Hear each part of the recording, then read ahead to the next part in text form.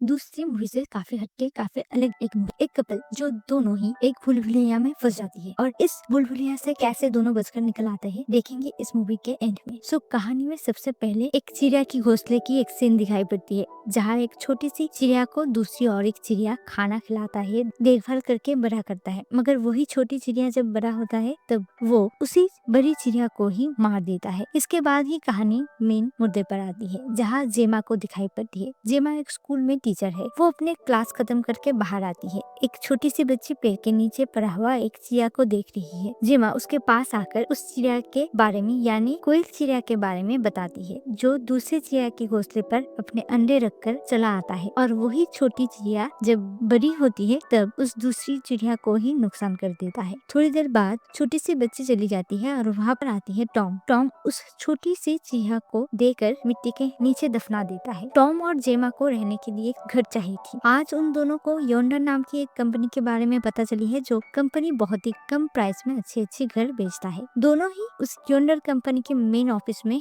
आकर mister Martin से अपनी इंक्वायरी देता है। मिस्टर मार्टिन कहता है इस पूरे शहर में एक योंडर कंपनी ही है जो सस्ते से सस्ते में अच्छी घर प्रोवाइड करती है। योंडर कंपनी की घर की प्राइस टॉम को बहुत ज्यादा महंगा लग रहा था। दूसरी ओर टॉम रिसेंट टाइम में कोई लोन भी नहीं ले सकता तो आज के लिए वो यहाँ से चले जाने की बात करती है। मगर जेमा उसे कहता है एक बार के लिए वो घर विजिट करने की। टॉम जेमा के ऊपर ज्यादा कुछ नहीं करता है और मार्टिन के साथ निकल पड़ता है उस घर को विजिट करने के लिए। मार्टिन योंडर सोसाइटी की 9 नंबर के एक घर में उन दोनों को ले आती है। घर की किचन, बाथरूम, बेडरूम हर एक चीज को दिखाता रहता है। जेमा और टॉम घर के ही गार्डन की ओर आती है मगर कुछ देर बाद ही जेमा नोटिस करता है मिस्टर मार्टिन वहाँ से गायब हो चुका है। घर के अंदर बाहर चारों ओर मिस्टर मार्टिन को खोजा जाता है मगर मिस्टर मार्टिन कहीं पर भी नहीं थी। इस सुनसान जगह पर ज्यादा देर तक रहना ठीक नहीं है, इसीलिए जेमा और टॉम वहाँ से बाहर जाने की ठान लेती है। योंडर कंपनी की सारी घर एक जैसा ही था, एक जैसा ही सब कुछ। मीलों मील तक गाड़ी चलाने के बाद भी वो लोग वापस नहीं जा सके। बार बार दोनों उस 9 नंबर वाले ही घर के सामने आकर ही रुक पड़ते हैं। जेमा और टॉम एक पूरे दिन कोशिश करता रहता है इस सोसाइटी से बाहर जाने की मगर इससे कोई फायदा नहीं होती है। धीरे धीरे अब रात बढ़ता है। जेमा और टॉम उसी घर में आज की रात रुकने की ठान लेती है। जेमा और टॉम घर के अंदर जाकर जो कोई भी खाना था उसे ही खाती है जिससे उनकी भूख तो नहीं मिटती है पर उनको वही खाना होगा। दूसरे दिन टॉम घर के छत में जाकर अंदाजा लगाने की कोशिश करता है आखिर उन्हें यहाँ से निकलने के लिए कितना दूर जाना पड़ेगा। पर वहाँ पर मीलों मील तक एक ही साइज का एक ही जैसा ही घर बिखरा हुआ था। फिर जाकर टॉम और जेमा एक घर से दूसरे घर की बाउंड्री पार करके पूरी सिलसिला को खत्म करने की कोशिश करता है मगर आज भी पूरी दिन कोशिश करने के बाद वो दोनों 9 नंबर के घर में ही आकर पहुँच जाती है। आज टॉम गुस्से में आकर उस घर को ही आग लगा देता है। पूरी 2 दिन हो चुका था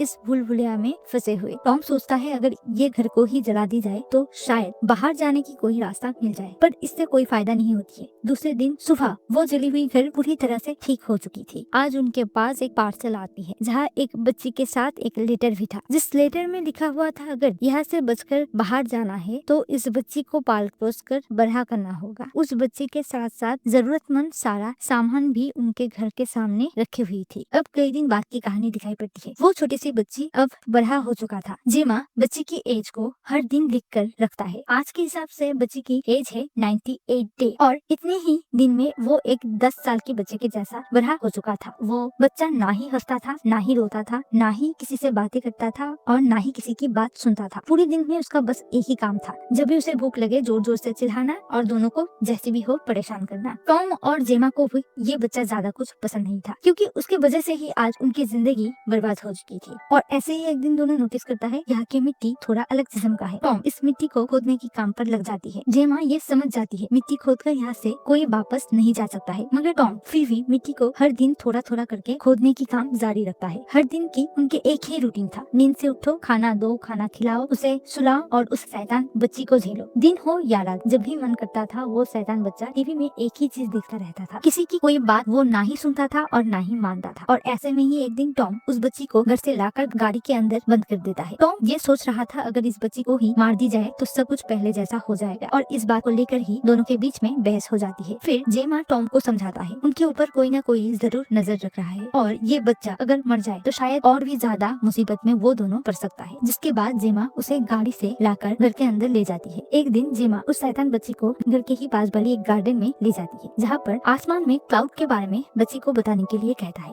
बच्ची बताती है इसमें नया क्या है, यहाँ के सब कुछ तो एक जैसा ही है, गोल गोल। दूसरे ही दिन उस बच्ची के पास से एक किताब मिलता है जहाँ ह्यूमन एलियन के बारे में अनजानी भाषा में कुछ लिखा हुआ था। जेमा जो नहीं पढ़ पाती है, जेमा बच्ची से उस किताब के बारे में पूछता है ये किताब उसे कहाँ से मिली और इसमें क्या क्या लिखा है, मगर वो शैतान बच्चा इस बारे में मुंह नहीं खोलता है। जिसके बाद जेमा उसे एक्टिंग करने के लिए कहता है। वो बच्चा तब अपने गले को गुब्बारे जैसा फुलाकर अजीब सा आवाजें निकालता है। जेमा ये सब कुछ देखकर बहुत ज्यादा डर जाती है, क्योंकि अब ये पूरी तरह से क्लियर था ये तो कोई साधारण इंसान नहीं है। देखते देखते और भी वक्त निकल जाता है। हरामी वो बच्चा तब तक एक बड़ा इंसान में बदल चुका था, एक यंग इंसान जैसा। वो शैतान इंसान दोनों को पूरी दिन अपना सारा काम करवाता रहता है, और अगर कोई भूल चूक हो जाए तो दोनों को मारता भी है, जिसके निशान टॉम के पीठ पर साफ साफ दिखाई जाती है। एक दिन जेमा उसके पीछे पीछे जाता है ये देखने के लिए आखिर में ये जाता कहाँ है, मगर कुछ देर चलने के बाद वो हाथ से निकल जाता है और जेमा उसे ढूंढ नहीं पाता है। जेमा और टॉम यहाँ से आज तक कहीं पर भी नहीं निकला है, मगर वो इंसान रोज रोज कहीं पर जाता था और वापस भी आता था। यहाँ पर मिट्टी खोदते खोदते टॉम की हालत खराब हो जाती है। टॉम और जेमा बाहर से ही उसे बुलाकर पानी मांगती है, पर वो ना ही उन्हें पानी देता है और ना ही कोई बात सुनता है। अगले दिन फिर से वो जब बाहर निकलता है तब घर को ही बंद करके चला जाता है, और इस तरफ पानी के लिए तरसते हुए एक समय टॉम अपना जान खो बैठता है। वो जब वापस लौटता है तब जेमा से डेड बॉडी को एक पॉलीथीन में पैक करके उस गड्ढे में ही फेंक देने के लिए बोलता है, जो गड्ढा टॉम ने ही यहाँ से बचने की उम्मीद में खोदा था। जेमा उसकी बात सुनकर वो ही करता है, क्योंकि उसके पास और कोई चारा नहीं था। टॉम मरने के बाद जेमा अब उस इंसान को ही जान से मारने की ठान लेती है। अगले दिन जेमा उसे फॉलो करते करते एक हथियार से वार करने ही वाली थी, तभी वो और एक दूसरी गड्ढे के अंदर जाकर अपने जान बचा लेता है। जेमा भी उसके पीछे पीछे वहाँ पर जाती है, जहाँ पर उसे अपने जैसा ही और भी 3-4 एक जैसा ही कपल मिलता है, जिसका हालत उनके जैसा ही था। देखते देखते अचानक जेमा उस 9 नंबर वाली घर में ही गिर पड़ता है। जेमा अब बहुत बीमार हो जाती है, क्योंकि वो ना ही ठीक से खाना खा पाती थी और ना ही मेंटली ठीक थी। जेमा को ऐसी हालत में ही वो इंसान एक बैग में रैप करके टॉम के साथ साथ उस गड्ढे में ही फेंक देता है। साथ साथ टॉम और जेमा की यहाँ पर रहने की हर एक सबूत को वो मिटा देता है। सब काम खत्म करने के बाद वो योंडर कंपनी की ऑफिस में जाती है, जहाँ मिस्टर मार्टिन की अब बहुत ज्यादा उम्र हो चुकी थी। मिस्टर मार्टिन को भी वो एक बैग में रैप करके ड्रॉयर में ही रख देता है। ऐसे ही देखते देखते जेमा और टॉम अपनी जिंदगी खो देती है, और उसी ऑफिस में फिर से दूसरी और एक कपल आती है घर के तलाश में योंडर कंपनी में। यानी उनके हाल भी जेमा और टॉम के जैसा ही होने वाला है इसके आगे। दरअसल ये एक एलियन बेस्ड मूवी है, जहाँ पर एलियन इंसान के जैसा ही देखने में होती है। इंसान के बीच में रहकर इंसान को ही ट्रैप करके अपनी बच्ची को बड़ा करता है, और वही बच्चा जब बड़ा होता है तब वही उस इंसान को मार देता है। और एलियन ये सब काम योंडर कंपनी के द्वारा ही करता आ रहा है, और इसी कारण ही मूवी के शुरू में उस चिड़िया की घोंसले की वो कहानी दिखाई जाती है, जहाँ दोनों ही चिड़िया है मगर अलग अलग, जैसे यहाँ पर इंसान और एलियन। कहानी ऐसे ही खत्म होती है। वीडियो अगर पसंद है तो please do like, comment and subscribe. Thank you for watching.